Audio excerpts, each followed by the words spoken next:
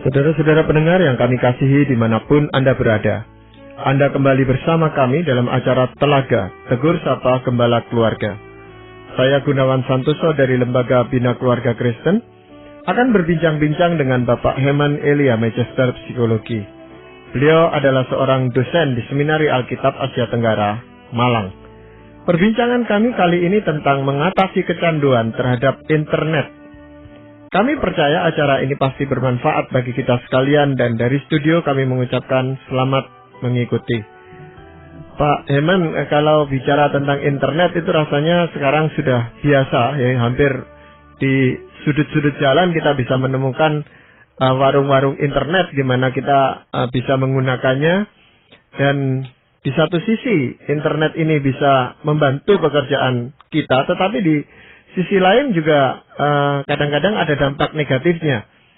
Nah, di zaman modern ini memang kita dituntut untuk bisa menggunakan internet dan skalanya menjadi akan lebih praktis, tetapi mengundang persoalan tersendiri gitu Pak ya, dengan orang yang sampai berjam-jam berada di depan komputer. Nah, sebenarnya dampak buruk internet ini apa Pak? Kalau orang tidak bisa lepas dari internet, maksudnya internet yang tidak dipakai untuk bekerja, untuk menolong orang dan sebagainya, internet yang berguna itu bisa menjadi sesuatu yang buruk dan mengikat. Dan internet yang mengikat itu bisa berpotensi membuat orang menjadi kecanduan. Ya, jadi internetnya itu sendiri sebenarnya adalah sesuatu yang netral gitu Pak ya. Tetapi Betul. Bagaimana kita menyikapinya, ini yang akan menentukan gitu kan? Iya. Jadi memang keputusan dan tanggung jawab ada di pihak kita pengguna. Nah, kalau seseorang itu sudah menjadi disebut kecanduan internet, dampak buruk apa yang terjadi Pak? Ada cukup banyak dampak buruk ya.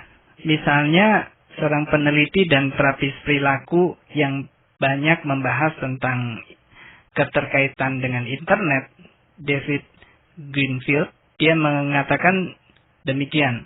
Kecanduan internet dapat meningkatkan kekacauan di dalam pernikahan. Kemudian juga menciptakan lebih banyak anak bermasalah. Meningkatkan perbuatan melanggar hukum. Dan ada satu lagi, yaitu menyebabkan pengeluaran secara berlebihan. Kemudian peneliti lain misalnya Kimberly Young juga mencatat bahwa kecanduan berinternet itu melumpuhkan secara serius kemampuan akademik, kemampuan berelasi, dan juga menghancurkan prestasi kerja para pecandu. Perlu juga ditambahkan bahwa kecanduan internet dapat membuat seseorang mengalami masalah-masalah dengan perasaannya. Artinya, orang yang kecanduan berinternet itu mengalami lebih banyak rasa bersalah, kecemasan, dan juga depresi. Iya Pak Heman, orang kan tidak tiba-tiba itu menjadi kecanduan terhadap apapun juga ya. Makanan, terhadap obat-obatan, termasuk juga internet gitu Pak. Nah, tahapan-tahapannya sehingga seseorang itu bisa kecanduan internet itu bagaimana Pak? Yang pertama tentu dia tertarik dengan internet. Dia merasa asik, dia belajar internet. Dan yang kedua, dia merasakan bahwa internet itu ternyata menyenangkan, bukan hanya untuk bekerja, tetapi untuk satu hobi begitu. Tetapi sesudah itu, rasanya nggak cukup. Rasanya ingin tambah terus. Rasanya kalau misalnya biasanya 1 jam dan sebagainya, rasanya kurang memuaskan. Dan dia terus asik di sana. Dan inilah tanda-tanda permulaan orang yang bisa kecanduan internet. Lama-lama pikirannya nggak bisa lepas dari internet. Iya, berarti ada tanda-tanda seseorang itu menjadi kecanduan internet gitu. Itu apa aja Pak, tanda-tanda itu? Ada 8 tanda yang sebagaimana yang dikemukakan oleh Kimberly Young yang meneliti tentang hal ini.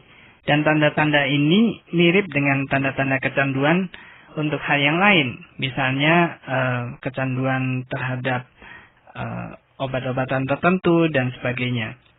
Yang pertama, pikiran pecandu internet biasanya terus-menerus tertuju pada aktivitas berinternet dan sulit untuk dibelokkan ke arah yang lain.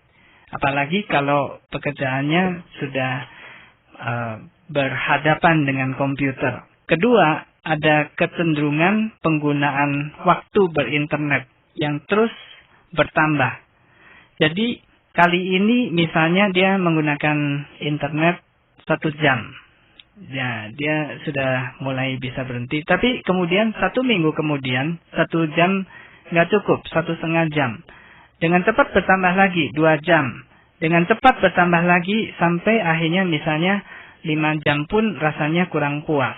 Jadi tingkat kepuasan itu lebih susah dicapai. Kemudian yang ketiga, yang bersangkutan, maksudnya pecandu internet pada umumnya berulang kali berusaha mengontrol dan menghentikan penggunaan internet secara berlebihan, tetapi tidak berhasil.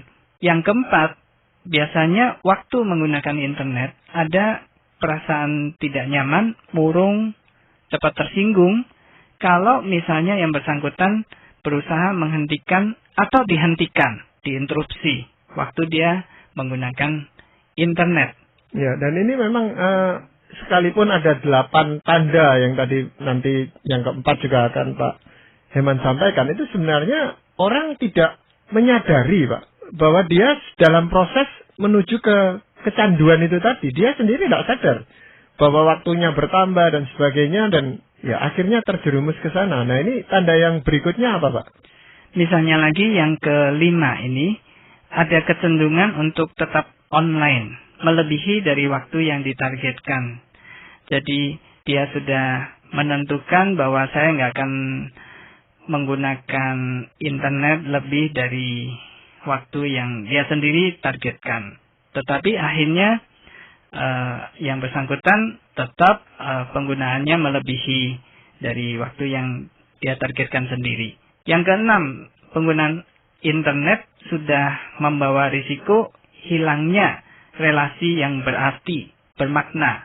Jadi maksudnya dia punya teman, punya pasangan, dan sebagainya, tetapi dia sudah menggunakan internet membuat relasi itu menjadi kehilangan waktu. Tidak ada lagi waktu untuk berelasi. Juga ada risiko kehilangan pekerjaan, kesempatan studi, karir, dan sebagainya. Yang ketujuh, penggunaan internet menyebabkan pengguna itu suka membohongi keluarga, juga orang lain, orang-orang dekat yang lain, untuk menyembunyikan keterlibatannya yang berlebihan dengan internet. Yang kedelapan, internet digunakan untuk melarikan diri dari masalah, atau untuk meredakan perasaan-perasaan negatif. Tapi malah seringkali menambah masalah di dalam perasaannya. Misalnya, dia berusaha meredakan rasa bersalah, kecemasan, depresi, tetapi kemudian terlibat lagi dengan itu, dengan perasaan-perasaan negatif itu. Nah, di sini ada 8 tanda, tetapi seorang pengguna sesungguhnya sudah bisa digolongkan sebagai pecandu kalau dia sudah memenuhi sedikitnya 5 dari 8 kriteria yang disebutkan oleh Yang ini. Iya, ketika pada tanda yang kelima yang tadi Pak Heman katakan ada kecenderungan untuk tetap online melebihi waktu yang ditargetkan sendiri, itu sebenarnya dia kan sudah menyadari bahwa dia sudah tidak bisa mengontrol dirinya, Pak ya? Iya, betul. Makanya dengan 5 tanda itu sebenarnya dia sudah harus tahu bahwa dia ini sudah kecanduan gitu. Iya. Tapi orang yang kecanduan, masalahnya untuk lepas dari kecanduannya ini yang sulit, Pak. Iya, betul. Memang akan sulit kalau memang sudah kecanduan. Nah, kalau dilihat dari kumpulan-kumpulan gejala-gejala tadi, memang tidak begitu saja kita mengatakan bahwa seorang pengguna internet itu mengalami kecanduan itu. Tapi meskipun demikian, kalau diamati itu tampaknya cukup banyak orang yang mengalami kecanduan. Betul begitu, Pak? Iya, tampaknya begitu. Karena kalau kita perhatikan saja, misalnya dari pengguna warnet, kita melihat bahwa warnet ini sudah banyak, tetapi masih bertumbuh dengan begitu pesat. Dan anehnya, meskipun banyak, masing-masing warnet juga masih menghasilkan keuntungan. Memang ada kemungkinan begini, dengan bertambahnya pengguna internet, maka persentase orang yang kecanduan itu juga bertambah. Kemudian kalau kita lihat lagi juga dari keterangan atau kesaksian, informasi dari tetangga, dari orang-orang yang kita kenal. Ada misalnya gara-gara suami kecanduan internet, lalu rumah tangganya jadi berantakan.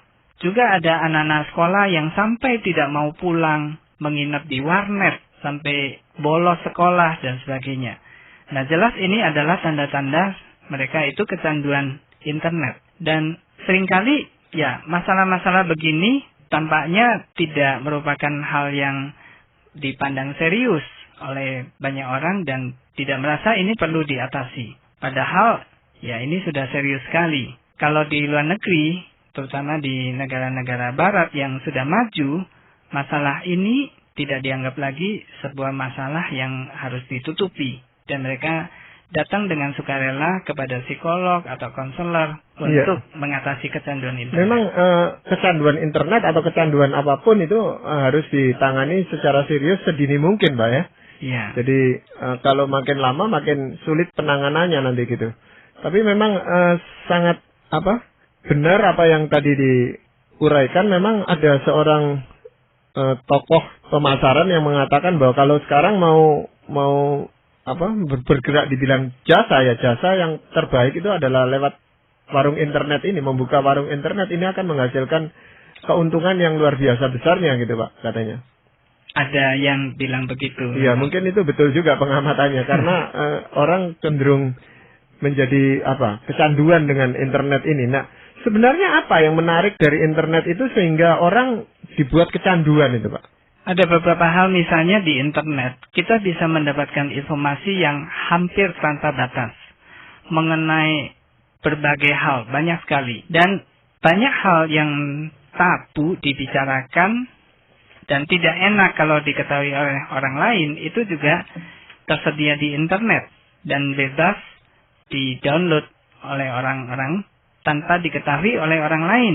Jadi internet itu seolah-olah bersifat anonim, meskipun sesungguhnya ya tidak betul-betul bersifat anonim. Kemudian selain informasi, gosip dan sebagainya yang ya sehari-hari agak susah untuk kita temukan, misalnya sampai yang rahasia sekali dan sebagainya, kita juga bisa bebas berpetualang di internet, karena internet juga menyediakan konten pornografi dan juga judi. Wah, ini cukup mengerikan ya. Nah, kita tahu bahwa baik pornografi maupun judi sebetulnya termasuk perbuatan kriminal yang dilarang di banyak negara, termasuk di negara kita. Tetapi internet dapat membuat orang melupakan batas antara baik dan jahat, antara benar dan salah. Dulu orang membeli materi pornografi, berjudi itu dengan sembunyi-sembunyi karena ada rasa takut ditangkap. Dan juga rasa malu. Nah, itu pun banyak orang sudah terjerat dan menjadi kecanduan. Sekarang, internet bisa membuat orang merasa bahwa risiko ditangkap karena berjudi itu sungguh kecil. Maka, orang lebih mudah untuk kecanduan. Selain pornografi, anak-anak dan orang dewasa juga bisa kecanduan game online. Dan ini yang sering ditawarkan oleh warnet. Dan menurut beberapa penelitian, salah satu yang banyak digunakan oleh pengguna internet adalah chat rooms. Jadi mereka bisa ngobrol lewat internet begitu. Nah, ini yang juga berisiko membuat orang kecanduan karena banyak orang yang merasa kalau mereka berbicara atau ngobrol atau berelasi di dunia yang nyata, nah, mereka mempunyai risiko, mengandung risiko bagaimana kalau misalnya harus menanggung tanggung jawab dan sebagainya. Tetapi kalau di dunia maya hampir tanpa risiko. Bahkan ada orang bisa jatuh cinta dengan orang yang tidak pernah dijumpainya, hanya yang dikenal lewat internet. Ya, memang sesuatu yang mengasyikkan itu kalau kita berada di depan komputer lalu berinternet ria gitu. Bisa lupa waktu dan sebagainya, memang kita bisa pergi kemana-mana seolah-olah memang dunia ini tanpa batas seperti yang tadi Pak Eman katakan. Tetapi memang tidak semua orang punya kesempatan menggunakan internet itu. Artinya ada sebagian orang, mungkin sebagian besar juga orang yang menggunakan komputer aja sudah menjadi masalah buat dia. Jadi dia tidak bisa menggunakan, mau berinternet gimana, menggunakan komputer aja dia canggung gitu Pak. Iya. Jadi ada sisi positifnya kalau dia tidak melakukan itu, tetapi juga negatifnya dia akan ketinggalan banyak hal, informasi yang sebenarnya baik. Cuma masalah kecanduan ini yang harus harus diperhatikan. Nah, mengapa sulit bagi orang yang kecanduan internet itu untuk melepaskan kebiasaan buruknya itu, Pak? Rasanya ada beberapa sebab di sini ya yang kita bisa deteksi. Misalnya yang pertama, apa yang kita peroleh dari internet itu seringkali sangat murah dan bahkan bisa gratis. Ya, makin lama, makin hari kita lihat juga untuk biaya penggunaan telepon dan sebagainya itu makin lama makin murah. Sehingga orang tidak merasa bahwa internet itu sebetulnya menghabiskan banyak biaya, menyita energi dan juga waktu. Jadi sebagian orang merasa bebas menggunakan internet karena fasilitas ini disediakan secara berlimpah termasuk di tempat kerjanya. Kemudian yang kedua, berinternet itu semakin mudah dilakukan dan dapat dilakukan di mana saja. Ada provider yang menyediakan jasa internet murah dan itu sekarang kita bisa dapatkan lewat telepon genggam yang ringan, praktis, dan yang bisa kita bawa kemana saja. Ketiga, internet itu sering dianggap aman karena identitas kita bisa kita sembunyikan. Yang keempat, internet menghilangkan banyak risiko yang terkait dengan tanggung jawab dan etika sosial yang sering terasa membatasi kita di dunia nyata. Nah, ini yang beberapa hal yang membuat internet itu susah dilepaskan kalau sudah kecanduan. Ya, dan seringkali orang yang mengetahui kalau ada anggota keluarganya yang terkena kecanduan internet itu tidak secara serius ditangani dibandingkan dengan kalau ketahuan anggota keluarganya ini kecanduan obat bius misalnya, Pak. Iya. Ya, jadi internet ya pikirnya ya sudah ini mengikuti tren zaman saat ini, harus mengerti kebutuhan mereka dan sebagainya, tapi kalau kena obat bius kan ditangani secara serius gitu, Pak. Ini justru bahayanya kalau kecanduan internet itu di sini. Ya, makanya dianggap itu tidak terlalu serius lah atau apa gitu. Tapi makin lama makin parah gitu, Pak ya. Iya, betul. Dan apakah kecanduan ini juga bisa menular kepada anggota keluarga yang lain atau teman-teman yang lain itu, Pak? Bisa saja, terutama kepada anak tentunya ya. Atau juga anak menularkannya kepada saudaranya yang lain. Iya. Nah, kalau begitu, Pak, kalau kita sudah tadi Pak Eman sudah panjang lebar menjelaskan tentang bahaya-bahaya kecanduan internet ini, apa yang perlu kita lakukan agar kita itu tidak terjerat oleh internet itu? Kita sangat perlu memiliki disiplin diri.